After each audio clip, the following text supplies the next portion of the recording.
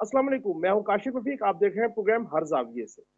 पाकिस्तान में सियासी इस्तेहकाम इसलिए जरूरी है कि मुआशी इस्तेहकाम आना चाहिए।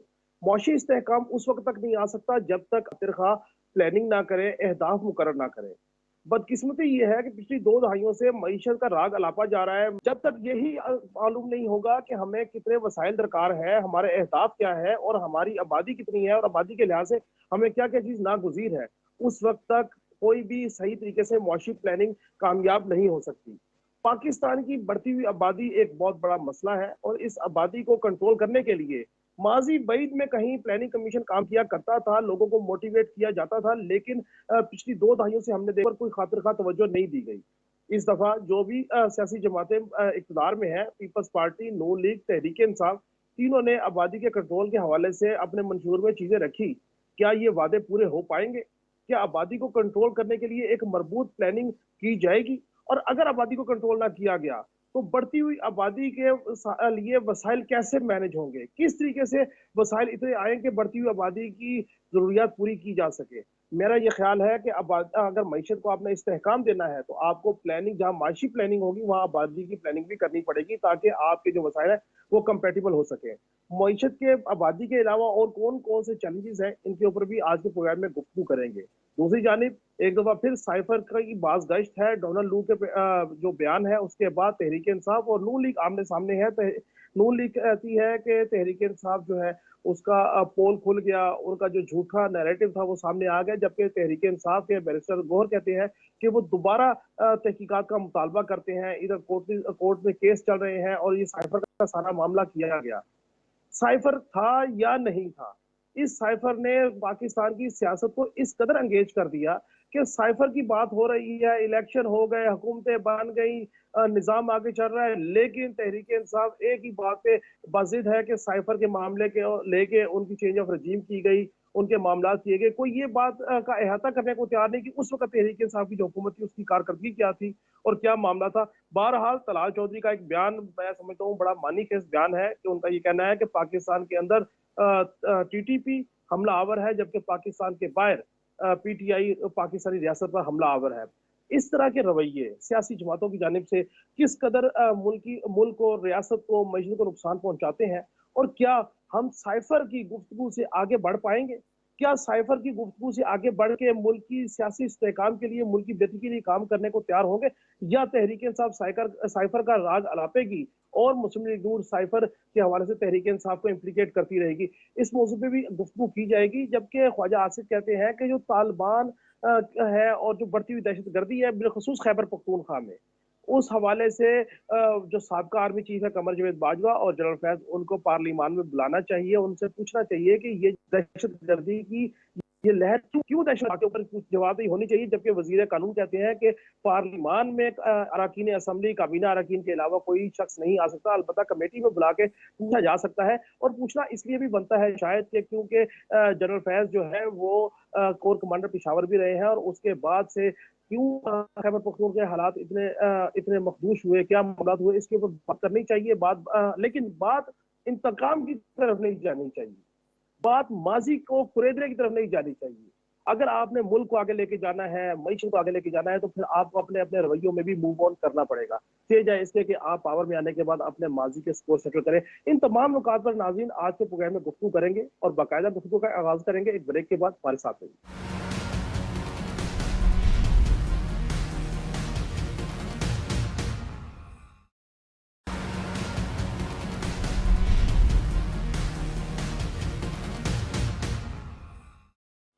वेलकम बैक नाज़रीन। नाज़रीन, प्रोग्राम के इस हिस्से में माहिर मईशत डॉक्टर शाहिद हसन सिद्दीकी साहब मेरे साथ होंगे। इनसे गुफ्तगू करेंगे मईशत के क्या क्या चैलेंजेस हैं। डॉक्टर साहब, ये फरमाइएगा कि हम मुआशी प्लानिंग की बात करते हैं, मईशत को ठीक करने की बात करते हैं, टैक्सेस के अहदाफ की बात करते हैं, आबादी का जो बढ़ता हुआ जो सैलाब है उसको कंट्रोल करने के हवाले से हमने देखा कि कोई खातिर खा प्लानिंग नहीं हुई। बिलखसूस अगर पिछली 2 दहाइयों का अगर अहाता किया जाए तो मैं नहीं समझता कि प्लानिंग कमीशन जो किसी दौर में फैमिली प्लानिंग कमीशन हुआ करता था उसके हवाले से कोई आबादी के ऊपर कंट्रोल हुआ। आबादी को कंट्रोल किए बगैर हम जितने मर्जी अहदाफ सेट कर लें, कि सस्टेनेबल मुआशी तरक्की हो सकती है? सर देखिए, सूरत हाल ये है कि हमारे यहाँ तो प्लानिंग का فقدان ہے، کوئی پلاننگ ہوتی ہی نہیں ہے. آبادی میں اضافہ کی شرح چونکہ ہماری بہت زیادہ ہے، آپ نے صحیح بات کی. تو میں اگر آپ کو یہ بتاؤں کہ آبادی کے لحاظ سے پاکستان دنیا کا 5واں بڑا ملک ہے، لیکن معیشت کی شرح نمو کے بعد جی ڈی پی کا جو حجم ہے، ہمارا جی ڈی پی کے حجم میں ہمارا نمبر آتا ہے 48. تو اگر ہماری اوسط شرح نمو جو دنیا کی ہے اس کی وہی رہتی تو ہمارے یہاں جی ڈی پی بڑھتی اور فی کس آمدنی کم سے کم جو ہے نا وہ 4 گنا اس سے زیادہ ہوتی. تو آپ اندازہ لگا لیجئے کہ دنیا میں جو ہماری غربت بے روزگاری میں کتنا بڑا فرق پڑتا. تو بیسیکلی تو اشرافیہ کی معیشت کی وجہ سے بڑی تباہی آئی ہے نمبر 1، اور جو حکومت کی پالیسیاں ہیں اور آبادی میں اضافہ کی تیز رفتار شرح ایک اہم حصہ ہے، لیکن ان کے مقابلے میں بہت کم ہے جو اشرافیہ کی معیشت سے بربادی ہو رہی ہے. یہ بات آپ کی اس لیے صحیح ہے کہ جب بنگلہ دیش بنا تھا تو بنگلہ دیش کی آبادی ہم سے زیادہ تھی. آج بنگلہ دیش کی آبادی ہم سے بہت کم ہے اور ان کا جی ڈی پی کا حجم ہم سے بہت بڑھ گیا ہے. تو ہم تو ان کی طرف دیکھنے کے لیے اب ہمیں اونچا منہ اٹھا کے دیکھنا پڑتا ہے. تو یہ بالکل صحیح بات ہے، مگر سوال صرف یہ پیدا ہو رہا ہے کہ جب ہم یہ دیکھتے ہیں کہ ہماری شرح نمو جو ہے وہ خطے کے ملک کے مقابلے میں کم، آبادی میں اضافے کی شرح زیادہ، بھوک جو ایسے آپ کہتے ہیں گلوبل ہنگر انڈیکس بھوک، اس میں ہمارا 125 ملکوں میں 102 نمبر، یعنی 123 ہم سے بہتر ہے. تو جو ملک زرعی ملک ہے، جس ملک میں اللہ تعالیٰ نے زکوٰۃ کا ایسا عظیم الشان نظام دیا ہے کہ لوگ بڑھ بڑھ کے جو ہے پیسہ دیتے ہیں، کھانے کھلاتے ہیں، پھر یہ بھوک ہونا ایک بڑی تباہی کی بات ہے جس کو سوچنے کی بات ہے. اسی طرح سے انسانی وسائل کی آپ ترقی دیکھ لیں تو اس میں 191 ملکوں میں 187 ہم سے بہتر ہیں. اس کا مطلب یہ کہ آبادی میں اضافے کی کمی رفتار کو کم کرنا کے ساتھ بہت ضروری ہے کہ آپ نے جو پلاننگ کی بات کی ہے وہ، لیکن پلاننگ اس وقت تک نہیں ہو سکتی جب تک اشرافیہ کی معیشت ہے.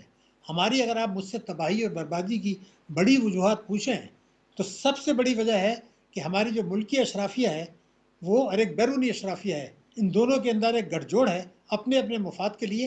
نقصان معیشت کا اور پاکستانی قوم کا ہوتا ہے. دوسرے نمبر پر یہ آتا ہے کہ ہم جو ہے آئی ایم ایف کے پروگرام سے باہر نکلنا نہیں چاہتے.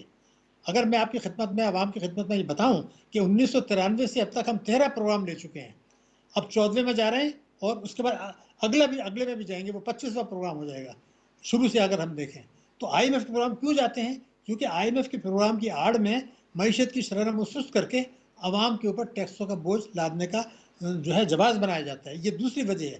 تیسری وجہ جس میں جو میں اکیلا بات کر رہا ہوں، کوئی 2 دہائیوں سے بار کوئی نہیں کر رہا، وہ یہ تھا کہ جو بڑے بینکوں کی نجکاری ہم نے کر دی، نجکاری اور فورینرز نے وہ بینک کو خرید لیا، انہوں نے پاکستان کی معیشت کو جتنا نقصان پہنچایا ہے اس کا لوگوں کو اندازہ نہیں ہے.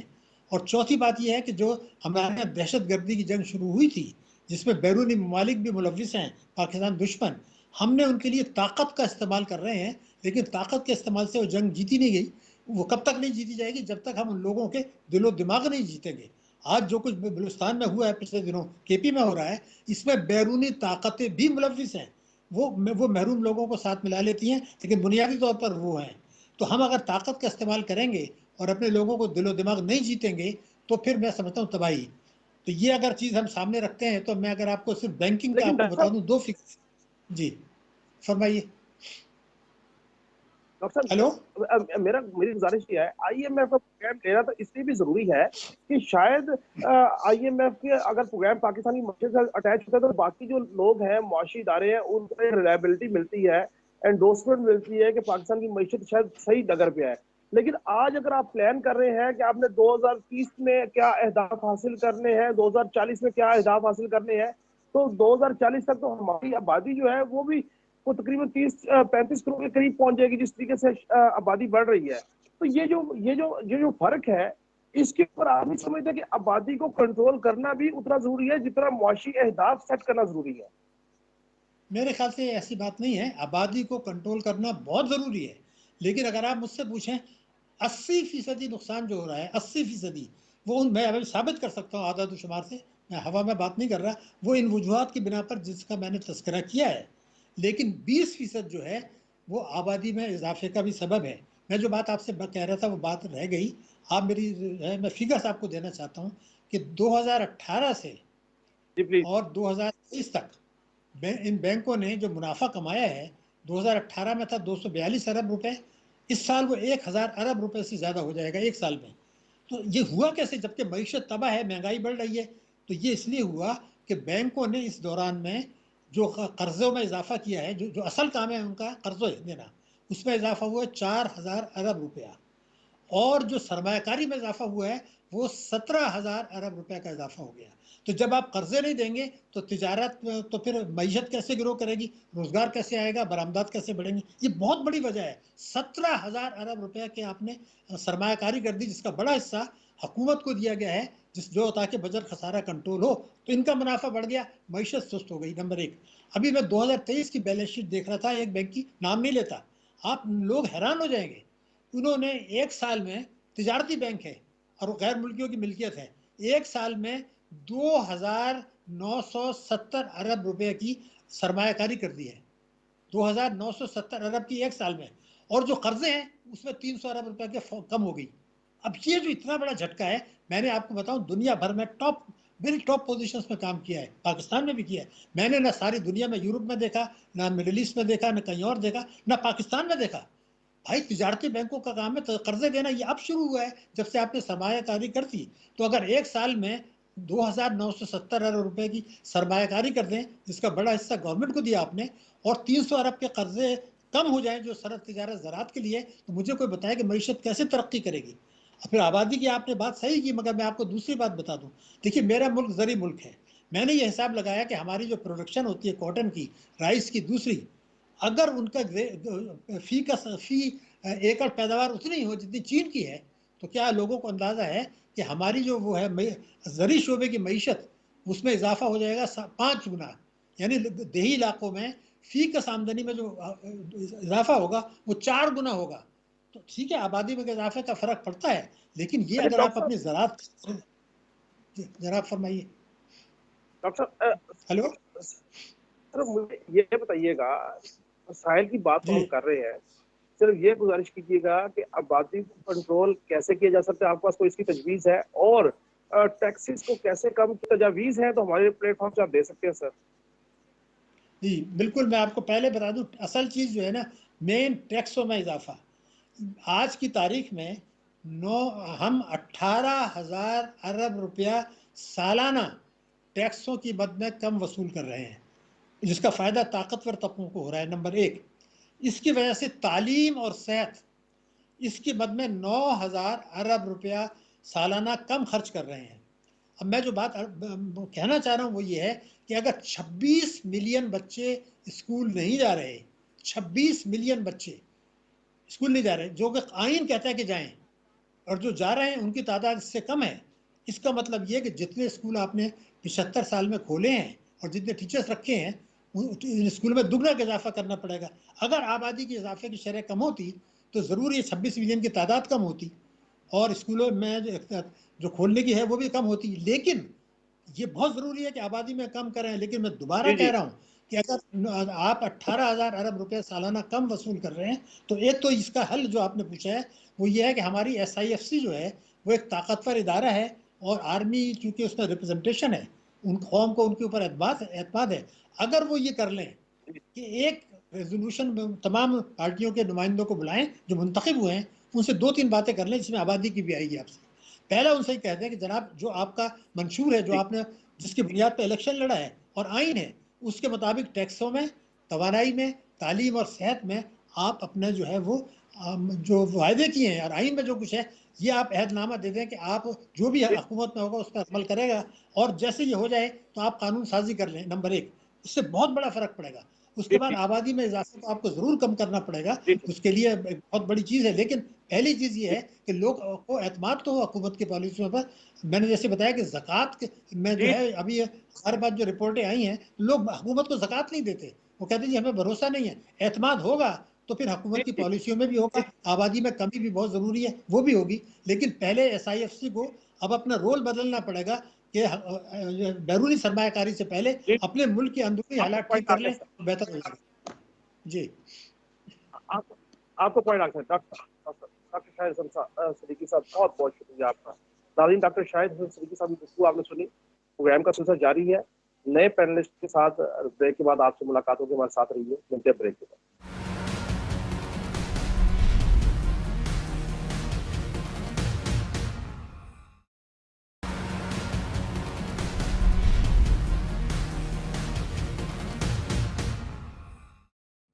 वेलकम बैक नाज़रीन। नाज़रीन, गुफ्तगू में हमारे साथ इस पैनल में मौजूद हैं शौकत बसर साहब, तहरीक इंसाफ को रिप्रेजेंट कर रहे हैं, साजिद जवेद साहबा पीपल्स पार्टी से उनका ताल्लुक है, यासीन आज़ाद साहब मुस्लिम लीग नून से उनका ताल्लुक है। तमाम मेहमानों को खुशामदीद कहूँगा। शौकत बसर साहब, सबसे पहले आपकी तरफ आऊँगा सर। सर, पहले तो मुझे एक शॉर्ट सा कमेंट ये दे दीजिए कि तहरीक इंसाफ ने भी अपने मंशूर में रखा था कि आबादी को कंट्रोल करने के लिए एक मजबूत प्लानिंग की जाएगी, हिस्सा उस पर काम किया जाएगा, और खैबर पख्तूनख्वा में आपकी हुकूमत है, क्या आप उस एलिमेंट को एग्जीक्यूट करेंगे सर खैबर पख्तूनख्वा में?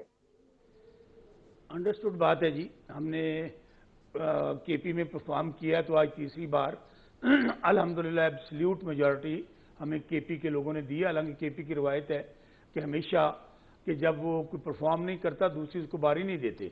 हमारा जो मैनिफेस्टो है उसके एक एक वर्ड पर हम अमल करेंगे और हमने उस पर ऊपर करके दिखाया भी है। तो बदकिस्मती से इस वक्त जो सूरत हाल है वो देख लें आप कि जो खैंचा तानी है और वफाक जिस तरह।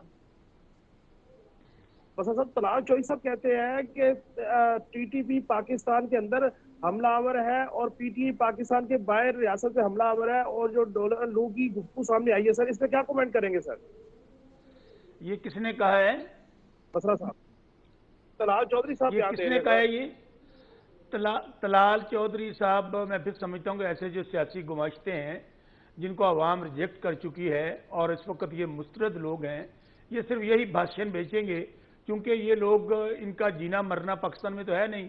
इनके जो लीडरान हैं, जिनके ये तर्जमान हैं, वो भी आप देख लीजिए, उनको वो तमाम उन्होंने पैसा लूट के बाहर ले गए हैं। और ये वही लोग हैं, जब वक्त आता है तो आपको पता है कि ये मुश्किल वक्त होता है तो पाँव में होते हैं, वैसे तो गले पड़ते हैं। तो तलाल चौधरी साहब के बयान की क्या हैसियत है? ये वो पार्टी है जिसको मैं फिर कह रहा हूँ कि तो मैं अल्लाह से माफ़ी मांगनी चाहिए और डरना चाहिए और इन्हें बड़े बड़े बोल नहीं बोलने चाहिए। इमरान खान वो बंदा है जिसने जुर्रत दलेरी की तारीख रकम की है, जो सच और हक का एक अलम लेकर निकला है, और आज पूरी दुनिया के अंदर आज इमरान खान का नाम है, आप देख लीजिए। और ये जो बातें करते हैं कभी, भाई मैं फिर कह रहा हूँ, ये वो लोग हैं जो इस वक्त अवाम के इनसे नफरत करती है। इस तरह के बयान दे के इमरान खान का नाम लेकर ये रेलिवेंट होना चाहते हैं। आपको पता है कि नवाज शरीफ हारा हुआ, मियाँ शहबाज शरीफ हारा हुआ, मरियम बीबी हारी हुई, तो तलाल चौधरी तो वो हैं बेचारे, ये ऐसे बयान दे के सिर्फ इन्होंने दोबारा खुशनुदी हासिल करनी है, कुछ कुफ्तों की, कुछ मियाँ साहबान की। तो इसलिए 4-5 दिन ये दिहाड़ियाँ लगा लें और उसके बाद आप देखेंगे कि जिस तरह इन लोगों ने डाका मारा इलेक्शन पे, अब इनके पास करने को यही बातें रह गई हैं। आज भी हम ये समझते हैं कि पाकिस्तान एक खुद मुख्तार मुल्क है। हमारी पॉलिसी जो होनी चाहिए वो पाकिस्तान के अपने पॉलिसीज के मुताबिक होनी चाहिए कि हमें क्या सूट करता है, हमसायों के साथ हमारे क्या तल्लुकात होने चाहिए। और जो डोनाल्ड लू है, जिनका बहुत प्यारा है, वो तो मान चुका, उसने तो कल एक एक बात मानी कि इलेक्शन रिग्ड हुआ है, उसका जिक्र नहीं करते, इरेगुलर। और जहां तक साइफर की बात है तो मुझे बताइए मेरे भाई, किस बात को सच्चा माने? 2 वजीर आजम ने प्रिजाइड किया था, एक इमरान खान साहब ने प्रिजाइड किया, उसमें कहा कि जी मुदाखलत की गई है, असद मजीद का बयान आया और उनको डिमार्च किया। तमाम हमारी एजेंसी से उसके अंदर बैठी थी, मियाँ नवाज शरीफ ने बतौर वजीर आजम एक मीटिंग चेयर की। और उसके बाद अगर ये सब कुछ गलत है तो ये खान साहब के ऊपर मुकदमा किस बात का दर्ज किया हुआ है कि इन्होंने साइफर लहराया था? उनको किस बात की सजा दी हुई है?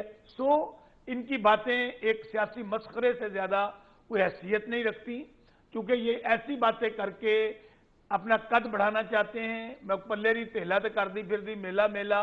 इसलिए इस वक्त 90% कौम इमरान खान के साथ खड़ी है। और जो इस इलेक्शन के अंदर मैं समझता हूं इन्होंने पाकिस्तान का नुकसान किया है, पाकिस्तान की सलामती को दाव पे लगाया है। ये इसी तरह जो अब लोग हैं जो अपना चूरन बेचेंगे, आप देख लीजिए कि जो गुफ्तगू कर रहे हैं, तलाल हो गया या तारड़ हो गया या ख्वाजा आसिफ, देखे ना किन के पीछे छुपते हैं। कभी ये 9 मई के पीछे छुपते हैं, कभी ये जो गुफ्तगू करते हैं। कल हमारे जो शोधा जिन्होंने शहादतें पेश की हैं, हम उनको सलाम पेश करते हैं। एक फिक्रा सुन लीजिए, ख्वाजा आसिफ और तारड़ और तलाल जैसे सियासी गुमाश्ते, मैं इनको कहता हूं ये सियासी कारकुन नहीं है, یہ اب ان کی شہادتوں پہ سیاست کر رہے ہیں. کبھی یہ طالبان کا نام لیں گے, کبھی ٹی ٹی پی کا نام لیں گے, کبھی کہ ڈونلڈ لو کا نام لیں گے, اور کبھی یہ باجوہ کے پاؤں میں ہوں گے, کبھی باجوہ کے گلے پہ ہوں گے, کبھی یہ ان کی ویڈیوز چلا رہے ہوں گے, اور کبھی یہ بوٹ پالش کر رہے ہوں گے. اس لیے ان کی کسی بات کی کوئی حیثیت نہیں ہے. سیاسی طور پہ یہ پارٹی اس وقت میں گارنٹی کے ساتھ کہتا ہوں اس کا کوئی وجود ہی نہیں ہے. جی ٹھیک. یاسین آزاد صاحب, شوکت بسر صاحب کی گفتگو آپ نے سنی. آپ کے سامنے بھی دو ہی سوال رکھوں گا. ایک یہ کہ نون لیگ آبادی کو کنٹرول کرنے کے حوالے سے جو منصوبہ پروگرام تھا اس کے اوپر کاربند ہے, کام کرے گی. نمبر دو, ڈونلڈ لو کے معاملے کے اوپر شوکت بسر صاحب جو گفتگو کر رہے ہیں, جو عطا طاہر صاحب ہیں وہ بالکل مختلف گفتگو کر رہے ہیں. سر کیا کہیے گا سر سائفر کے معاملے کو لے کے؟ سر میرے لیے قابل احترام ہے, لیکن ان کی گفتگو جو پہلے تھی وہ آج کل نہیں ہے. جب سے پی ٹی آئی میں آئے تو وہ ظاہر ہے ان کا اپنا پوائنٹ آف ویو ہے, جو کہتے ہیں وہ صحیح کر رہے ہوں گے اپنی پارٹی کے اعتبار سے. معاملہ کورٹ کے اندر ہے. سائفر میں شاہ محمود قریشی کو اور بانی پی ٹی آئی کو 10 سال کی سزا ہو چکی ہے. سزا کورٹ نے دی ہے. رائٹ آف اپیل آپ کے پاس تھا, آپ نے اپیل فائل کر دی. اپیل اسلام آباد ہائی کورٹ میں پینڈنگ ہے, اور اسلام آباد ہائی کورٹ میں آپ کی اپیل کی ہیئرنگ ہو رہی ہے. بحث قانون کے طالب علم کے جب یہ معاملہ عدالتوں میں ہے, عدالتیں فیصلہ کر رہی ہیں, کل اللہ کرے ممکن ہے اسلام آباد ہائی کورٹ آپ کو بری کر دے, اور یہ بھی تو ہو سکتا ہے کہ اسلام آباد ہائی کورٹ آپ کی سزا کو مینٹین کرے. اس پہ تو میں کیسا رائے نہیں کرتا کہ اسلام آباد ہائی کورٹ کیا فیصلہ کرے گا. اور اسلام آباد ہائی کورٹ کے فیصلے کے بعد پھر ایک رائٹ آف اپیل آپ کے پاس سپریم کورٹ کی ہے. آپ سپریم کورٹ جا سکتے ہیں, بالکل جا سکتے ہیں, آپ کا آئینی اور قانونی حق ہے. اور آپ نہیں جاتے, اگر آپ کے حق میں جاتا ہے تو دوسری پارٹی جو ہے اگریو وہ اگر جانے چاہے تو سپریم کورٹ چلی جائے گی. ہم جو زبان استعمال کرتے ہیں کہ یہ لوگ وہاں جا کے مر جائیں گے, یہ چور ہیں, ڈاکو ہیں, یہ تو میں پچھلے 6 سال سے سن کے تنگ آ گیا ہوں. کسی کو چور اور ڈاکو کہنے سے پہلے آپ کے پاس اس چیز کا پروف ہونا چاہیے. یہ پروف عدالتوں میں جا کے دیا جاتا ہے, ثابت کیا جاتا ہے کہ یہ آدمی چور ہے, ڈاکو ہے. کیا نیب کوڈ نے جو میاں نواز شریف کو سزا دی تھی وہ کرپشن میں دی تھی یا کسی اور وجہ سے سزا دی تھی؟ میرے نزدیک کرپشن میں ان کے خلاف کوئی بھی کیس ثابت نہیں ہوا. سورسز بیہائنڈ مینس میں ان کی سزا ہوئی اور ان کو ایکوٹ کر دیا گیا. تو یہ جو آپ بار بار کہتے ہیں کہ الیکشن چوری ہو گیا, اگر کے پی کے میں الیکشن ہوتا ہے اور وہاں آپ کہتے ہیں کہ بالکل فری اینڈ فیئر الیکشن ہوا, باقی صوبوں میں آپ کا معاملہ نہیں بنا, تو یہ تو میں 2018 میں بھی دیکھ رہا تھا. تو اس وقت جب پی ٹی آئی حکومت میں آئی تو آج کی حکومت جو ہے ان کو چور اور ڈاکو کہتی تھی, اور یہ کہتے تھے کہ یہ جو ہے نا غلط جیت کے آئے ہیں. بلاول بھٹو صاحب جو شوکت بسر صاحب کی پارٹی کے اس وقت جو لیڈر تھے, انہوں نے پارلیمنٹ کے اندر سلیکٹڈ کا نعرہ لگایا, اور 4 سال تک وہ یہی کہتے رہے ہم اس حکومت کو نہیں مانتے. عمران خان صاحب نے اپنے 3.5-4 سال پورے کیے. اب ان کو بولنے کا ٹائم ہے, بولیں. لیکن میرے حساب سے چاروں صوبائی حکومتیں, پنجاب ہو, کے پی کے ہو, بلوچستان ہو یا سندھ ہو, سندھ اور پنجاب کے اندر مضبوط حکومتیں آ چکی ہیں. میرے نزدیک بلوچستان میں پیپل پارٹی اور نون کے ملنے کے بعد وہاں بلوچستان میں ایک مضبوط حکومت قائم ہو چکی ہے. کے پی کے میں ان کے الیکشن ہے. یہ بات میری سمجھ میں نہیں آتا کہ ہم یہ کہتے ہیں کہ جہاں ہم جیت جائیں وہ الیکشن فیئر ہے, جہاں ہم ہار جائیں تو وہ فیئر نہیں ہے. تو میں ایک جملہ بولتا ہوں, آپ کے پروگرام کے حوالے سے بولنے لگا ہوں کہ اس ملک میں اگر اللہ میاں کی طرف سے فرشتے بھی نیچے آ کر الیکشن کرائیں نا, تو ہارنے والا اس الیکشن کو نہیں مانے گا. میں تو 1970 سے یہ تماشا دیکھتا ہوں, اور 1970 سے جو بھی جتنے بھی الیکشن ہوئے وقتاً فوقتاً ایک جماعت دوسری جماعت کے خلاف الزامات لگاتی رہی. میں قانون کے طالب علم کی حیثیت سے کسی کو کرپٹ, کسی کو برا کہنے کے لیے تیار نہیں ہوں. جب تک اس وقت میں آپ کے پروگرام میں اگر بیٹھے بیٹھے یہ کہوں کہ یہ فلاں آدمی بڑا کرپٹ ہے, تو وہ آدمی میرا گربان پکڑ کے تو مجھ سے پوچھے گا کہ تم یہ بتا دو کہ کیا پروف ہے کہ میں کرپٹ ہوں. تو یہ الزامات لگانے کی سیاست اس پاکستان سے ختم کریں. جو پولیٹیکل کلچر ہم نے تباہ و برباد کر دیا اس کو بہتر بنانے کی کوشش کریں.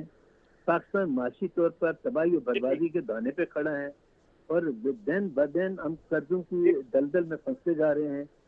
تو بجائے ہماری سیاسی جماعتیں مل اپنی سیاسی جماعتیں مل کر معاملات کو بہتر کرنے کی کوشش کریں. ہم ایک دوسرے کو برا بھلا کہتے ہیں, گالیاں دیتے ہیں. یہ سیاست میری سمجھ میں نہیں آئی, نہ پہلے آئی تھی نہ آئندہ آئے گی. سامیہ جاوید صاحبہ, آپ کی طرف آؤں گا. سب سے پہلے یہ فرمائیے گا کہ پیپلز پارٹی چونکہ نیچرلی ایک پروگریسو جماعت ہے اور سندھ میں چوتھی بار حکومت کر رہی ہے, آبادی کے حوالے سے ان کے بھی منشور میں چیزیں شامل ہیں. یہ فرمائیے گا کہ آبادی کے کنٹرول کرنے کے حوالے سے جو منشور میں وعدہ کیا گیا, پیپلز پارٹی اس پہ منوان عمل کرے گی؟ بسم اللہ الرحمن الرحیم. بہت بہت شکریہ. پہلے تو میں آپ کو تھوڑا سا تاریخ کے حوالے سے بتاؤں کہ پاکستان پیپلز پارٹی کی جب پہلی حکومت محترمہ بے نظیر بھٹو جب پرائم منسٹر بنی تھی تو آفیشلی منسٹری کریٹ کی گئی تھی, منسٹری آف پاپولیشن پاکستان میں. اس سے پہلے یہ پلاننگ ڈیولپمنٹ کے انڈر ایک ڈپارٹمنٹ تھا.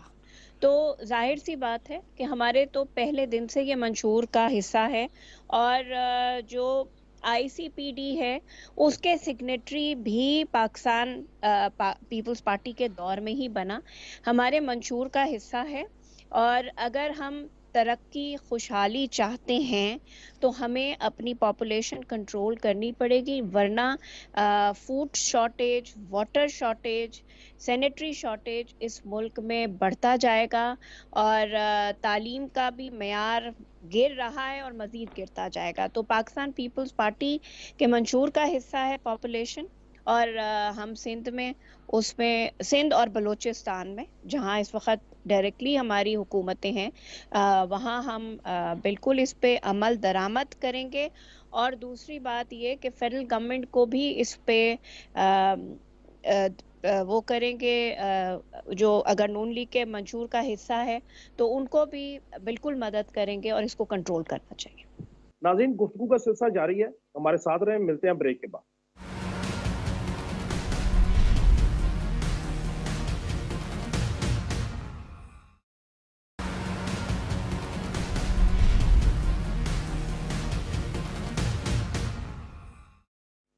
ویلکم بیک ناظرین. ساتھیہ جاوید صاحبہ, آپ سے گفتگو ہو رہی تھی, یہ جو سائفر کے معاملہ ہے اس کے اوپر آپ کا کیا موقف ہے, آپ کی پارٹی کا کیا موقف ہے؟ نون لیگ اور پیپلز پارٹی جو پی ٹی آئی ہے ان کا موقف آپ نے سنا ہی ہے, کیا کمنٹ کریں گی اس پہ؟ دیکھیں, یاسین آزاد صاحب کی بات بالکل صحیح ہے کہ اس وقت یہ ایک جوڈیشل ایشو ہے جس کو ڈسکس نہیں ہونا چاہیے, لیکن کیونکہ یہ انڈر ڈسکشن ہے اور اس ملک کے علاوہ کل ایک ملک میں اس پہ ڈیبیٹ کرا دی گئی اور سینٹ کمیٹی کے سامنے اس ملک کی توہین کرانے کی کوشش کی گئی. بات یہ ہے کہ یا تو یہ کہتے تھے کہ جی ہمیں امریکی مداخلت پسند نہیں ہے, اور ہم جو ہیں وہ ایبسولوٹلی ناٹ والے لوگ ہیں. تو جب آپ ایبسولوٹلی ناٹ والے لوگ ہیں تو وہاں پوری دنیا کے سامنے وہ سینٹ کمیٹی میں, جہاں کے بڑی شرمندگی بھی ہوئی کیونکہ سرٹیفائیڈ, ویسے ہی وہ سرٹیفائیڈ جھوٹے تھے جیسے وہ سرٹیفائیڈ صادق اور امین بنائے گئے تھے, اسی طرح اب وہ کل جہاں وہ گئے تھے وہاں سرٹیفائیڈ جھوٹے قرار پائے ہیں. اور دیکھیں, سائفر کے معاملے میں چیئرمین پاکستان پیپلز پارٹی کا ایک بہت واضح موقف ہے. انہوں نے سب کو بتایا ہے, کئی دفعہ اپنے انٹرویوز میں یہ بات بتائی ہے کہ یہ ایک خفیہ دستاویز ہوتا ہے اور جس کو کھولنا بین الاقوامی طور پر خطرناک ہوتا ہے. تو مجھے لگتا ہے کہ پی ٹی آئی اپنے بچھائے ہوئے جال میں اب خود پھنس چکی ہے, اور آپ دیکھیں کہ وہاں جو لوگ بیٹھے تھے ان کے حق میں وہ لوگ ہیں جو کہہ رہے ہیں کہ اسرائیل فلسطینیوں کے ساتھ جو کر رہا ہے وہ بالکل ٹھیک کر رہا ہے. تو آپ اس سے اندازہ لگائیں کہ یہ نعرہ لگاتے ہیں کلمے کا, مدینہ کی ریاست بنانا چاہتے ہیں, لیکن ان کے ان جو آقا ہیں وہ کون لوگ ہیں. تو اس سے پاکستان کو انہوں نے پہلے بھی مشکلات میں ڈالا ہے اور آگے بھی ڈالنے کی کوشش کریں گے, لیکن انشاءاللہ جو اس وقت موجودہ حکومت ہے وہ ان معاملات سے نکلے گی، اور میرے خیال سے کورٹوں کو فیصلہ کرنے دے اس ملک کی. عمران خان کو تو یقین ہے نا عدالتوں پہ، تو کورٹوں کو فیصلہ کرنے دیا جائے. شوکت بسرا صاحب، سر آپ کو رسپونڈ کرنا چاہیں گے؟ کاشف بھائی، پہلی بات تو جب یہ حکومت کہتے ہیں نا تو میرے سمیت پوری قوم کا ہاتھہ نکل جاتا ہے. یعنی کتنا پکا منہ کہتے ہیں کہ حکومت، او بھائی کون سی حکومت؟ 47 کی پیداوار، فارم 47 کی پیداوار والی حکومت، ایک جعلی حکومت. 8 تاریخ کو جو الیکشن ہوا اس میں تو لوگوں نے ووٹ عمران خان کو دیا. 9 تاریخ کو جو الیکشن ہوتا ہے اس میں پتہ نہیں کون کون سے لوگ جیت جاتے ہیں. اور میں پھر کہتا ہوں کہ یہ جو نمائندے اس وقت پاکستان پر جنہوں نے قبضہ کر لیا ہے بندوق کے ذریعے، ڈنڈے کے ذریعے، یہ پاکستان کے نمائندے نہیں ہیں.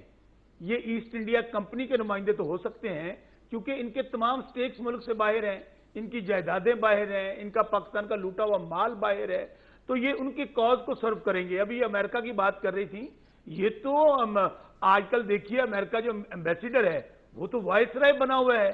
کبھی وہ جا کے جعلی صدر جو 24 سیٹوں سے جعلی صدر بنے ہیں ان کے پاس بیٹھا ہوتا ہے. وہ جو جعلی وزیر اعظم جو 17 سیٹوں کے ساتھ ڈگی والی سرکار چیری بلاسم ان کے پاس بیٹھا ہوتا ہے. کبھی وہ الیکشن کمیشن کا وزٹ کر رہا ہوتا ہے. کبھی وہ جناب یہ پنجاب کے اندر جو جعلی کیلبری فونٹ والی وزیر اعلیٰ ہے. میں چیلنج کے ساتھ کہتا ہوں کہ آپ بنائیں یاسین آزاد صاحب میرے بھائی، یہ جعلی حکمران ہیں.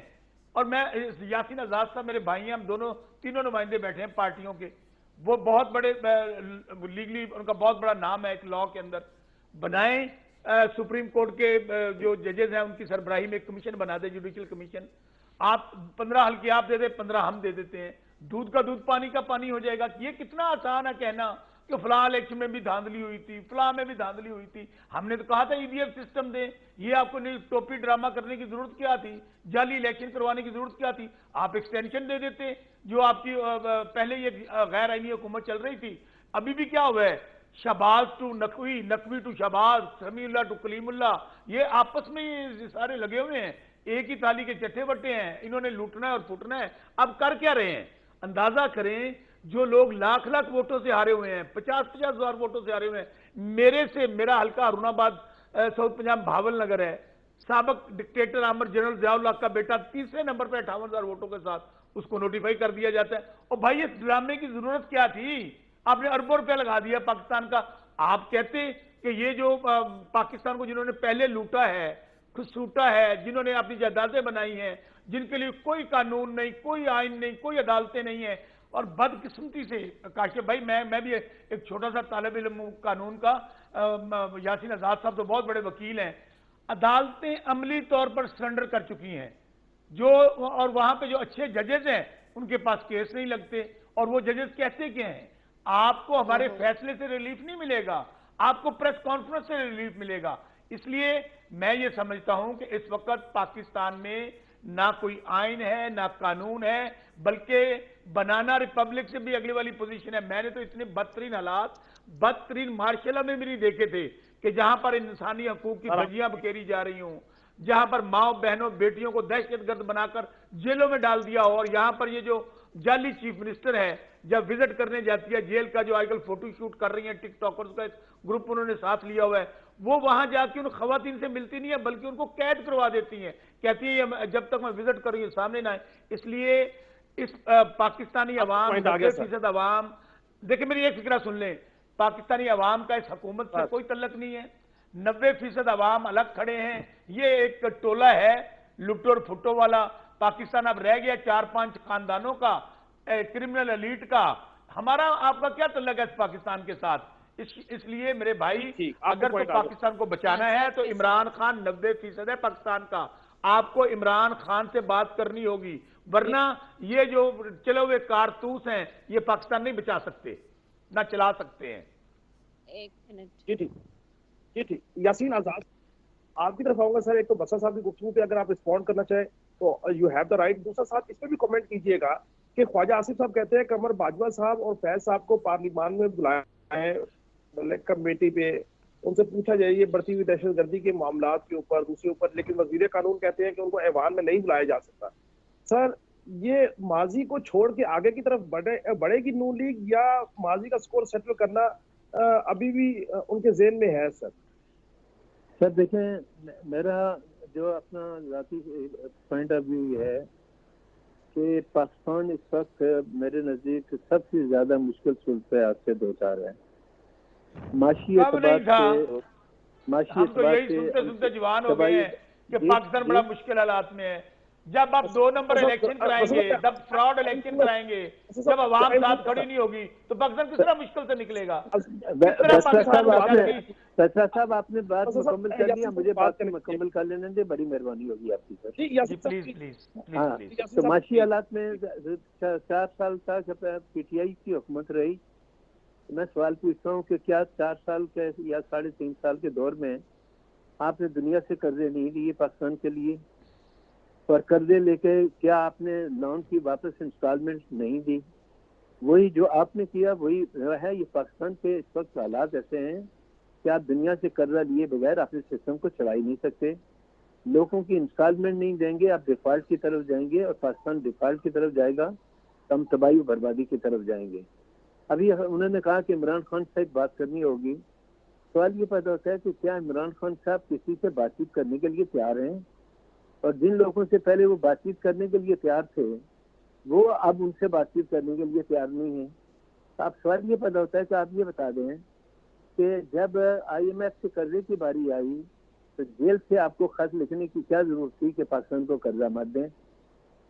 دوسرا, آپ کہتے ہیں کہ ایبسولوٹلی کا نعرہ ہم نے لگایا, ہم آزاد اور خود مختار ملک ہیں. ابھی الیکشن کے حوالے سے آپ نے امریکہ سے کیوں اپیل کی کہ ہمارے معاملات میں مداخلت کریں اور دیکھیں کہ یہ الیکشن فری اینڈ فیئر ہوا یا نہیں ہوا؟ تو یہ ہمارے کون آف فیل میں اتنا بڑا تضاد کیوں ہے, یہ سمجھ میں نہیں آتا. میں تو ایک سمپل سی بات کرتا ہوں.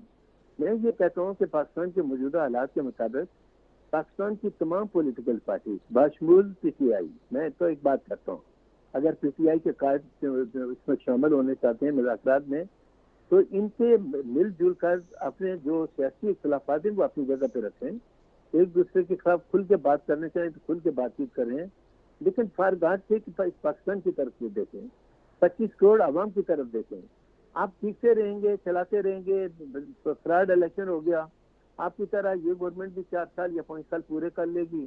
ایک پارٹی نعرہ لگاتی رہے گی کہ یہ وہ لوگ ہیں جو نمائندہ نہیں ہیں, دوسرے کہتے ہیں ہم نمائندہ ہیں, وہ بیٹھے ہوئے حکومت کرتے رہیں گے. کیا پنجاب حکومت کو کسی قسم کا کوئی خطرہ ہے؟ کیا کے پی کی حکومت کو کسی قسم کا کوئی خطرہ ہے؟ کیا سندھ کی گورنمنٹ کو کسی قسم کا کوئی خطرہ ہے؟ کیا بلوچستان کی حکومت کو کسی قسم کا خطرہ ہے؟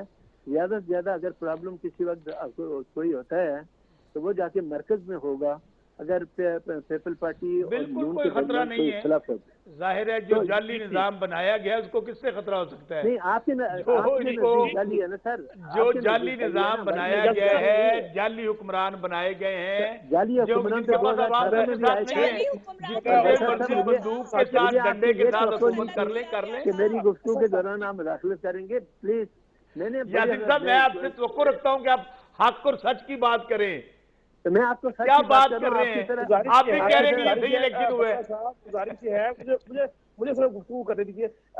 یاسین صاحب آپ کا پوائنٹ آ گیا. سعدیہ جاوید صاحبہ, آپ نے جو رسپونڈ کرنا ہے وہ بھی کیجیے. اور خواجہ آصف صاحب کہتے ہیں باجوہ صاحب اور فیض صاحب کو بلانا چاہ رہے ہیں پارلیمان میں, اس پہ کیا کہیے گا سعدیہ جاوید صاحبہ؟ دیکھیں ایک تو پہلی بات نہیں بلا سکتے, انہوں نے باجوہ صاحب کو بلانا ہے. ایس ایچ او نہیں بلا سکتے بیچارے. بسا صاحب ذرا سعدیہ صاحبہ سے بات. جی سعدیہ صاحبہ. جی سعدیہ. ایک تو پہلی بات یہ کہ ان کی باری میں کوئی بولا نہیں تو ان سے کہیں کہ زور سے بولنے سے اور بیچ میں مداخلت کرنے سے آپ کا پوائنٹ آف ویو صحیح نہیں ہو جائے گا. پچھلا جو 2018 کا انتخاب تھا اس میں بھی آر ٹی ایس سسٹم بیٹھ گیا تھا اور ان کے لیڈر کو سلیکٹڈ کو وزیر اعظم مسلط کر دیا تھا, اور یہی باجوہ صاحب اور فیض صاحب نے مسلط کیا تھا ہم پہ. تو اگر یہ جو آپ جو بات کر رہے ہیں بالکل دیکھیں اس وقت پاکستان مشکل حالات سے گزر رہا ہے جس میں یہ ہمیں پھنسا کے گئے. پچھلے 4 سال جو ان کے تھے اس میں دودھ اور شہد کی نہریں بہ رہی تھیں اس ملک میں. وہ جو ان کا اینسٹائن تھا, اسد عمر جو بھاگ گیا پارٹی اب چھوڑ کے, جس کی عمران خان شکل دیکھنے کو تیار نہیں ہے, اور یہ جو بار بار کہتے ہیں کہ جی لٹو تو پھٹو, تو وہ کہاں گئی فرح گوگی؟ لٹو تو پھٹو تو وہ ہے لے کے آئے نا پی ٹی آئی جس کے لیے عمران خان لڑتا تھا، انہوں نے سارے لیڈرز کو لپیٹ دیا بسرا صاحب نے کہ جی سب چور ہے، سب ڈاکو ہیں۔ اچھا جو اعجاز الحق ڈاکو ہے وہ بھی تو عمران خان کے ساتھ تھا، تو اب اس نے آپ کی سیٹ چھین لی۔ تو بات یہ ہے کہ بسرا صاحب کو چاہیے کہ اچھا، اور جو پی ٹی آئی میں گیا نا وہ یہ طے ہے جتنی بدتمیزی آپ کرو گے اتنے آپ عمران خان کے قریب ہو جاؤ گے، تو انہوں نے بھی وہ سیکھ لیا ہے جو ان سے توقع نہیں کی جاتی۔ سیاسی کارکنوں کی یہ تربیت نہیں ہوتی۔ میں سمجھتی ہوں کہ اس وقت پاکستان مشکل حالات میں ہے۔ عمران خان صاحب اگر چاہتے ہیں کہ اس ملک میں بات کرنا تو وہ سیاسی پارٹی سے بات کریں، سیاسی پارٹی سے بات کریں جو انہوں نے کہا، اپنا ان کا بیان ہے کہ میں طالبان سے بات کر سکتا ہوں، پولیٹیکل پارٹی سے بات نہیں کر سکتا۔ اسٹیبلشمنٹ سے عمران خان سے نہ وہ بات کرنا چاہتے ہیں نہ وہ تیار ہیں۔ اگر عمران خان کو بات کرنی ہے تو پولیٹیکل فورس سے بات کرنی پڑے گی، اگر وہ پولیٹیکل فورس ہے۔ اول تو وہ پولیٹیکل فورس نہیں ہے، اول تو وہ اس ملک کی ساتھ ہی آپ کو پولیٹیکل پوائنٹ آ فورس نہیں ہے۔ گیا، آپ کو پوائنٹ آ گیا۔ کاش شوکت بسر صاحب شارٹ کاشف بھائی کمنٹ ایک سر، فکرہ، ٹائم بالکل ختم ہو گیا، شارٹ کاشف کمنٹ بھائی دیجیے سر۔ ابھی میری بہن کہہ رہی تھی سیاسی پارٹیوں سے، یہ سیاسی پارٹیاں نہیں، یہ مافیا ہے۔ آپ نے ڈاکہ مارا ہے، ڈاکوؤں سے کس طرح بات کریں؟ دوسری بات او اعجاز بھائی الحق کی مافیا بات تو کی، آپ سکندری ہیں، سی وہ دیکھیے، بھاگ گئی فرحان ضیاء گوگی، الحق نے وہ ضیاء بھاگ الحق گیا، نے وہ شہید کیا نیپالا۔ ذوالفقار علی بھٹو کو، اور آصف علی زرداری اعجاز الحق سے ووٹ مانگ رہا ہے۔ یہ ہے ان کی سیاست، اندازہ کریں۔ اور دوسری بات میں پھر کہہ رہا ہوں، یہ لٹو اور پھٹو پروگرام ہے، یہ مال غنیمت لوٹ رہے ہیں اور انہوں نے بھاگ جانا ہے پاکستان سے۔ عمران خان بات کس سے سر کرے؟ آپ کو او بھائی عمران ہم خان ان نہیں سے بات بھاگے، کرے او جن کا نہ بھائی ہم نہیں پاکستان میں بھاگے، کچھ ہے کے نہ پی کے پاکستان میں کو لوٹ پورا رہے ہیں آپ لوگ۔ مافیا بیٹھا اس ہے، لیے کے پی تہانوں کے میں پورا ایک مافیا بات سن بیٹھا لیں، ہے۔ آپ لوگ ان قریب دیکھیں گے کہ آپ کو عوام بھاگنے بھی نہیں دے گی۔ نہیں 90% بھائی، قوم عمران خان کے ساتھ ہے، وہ وقت دور نہیں ہے۔ او آپ بھائی جہاز بھی اپنے تیار کر لیں، بیگ بھی تیار کر ہم بھی لیں، یہی ہیں، عوام آپ بھی بھاگنے یہی نہیں ہیں، دے گی شوکت آپ کو۔ بسرا صاحب آپ بھی یہی ہیں، ہم بھی یہی ہیں، ہم نہیں ہاں بھاگے، نہ بھی کبھی بہت بھاگے تھے نہ بھاگیں گے۔ بہت بہت شکریہ شوکت بسر صاحب آپ کا، سعدیہ جاوید صاحبہ آپ کا، یاسین آزاد صاحب آپ کا۔ ناظرین آج آپ نے ہمارے پینلسٹ کی گفتگو سنی، کل پھر ملاقات ہوگی، اللہ حافظ۔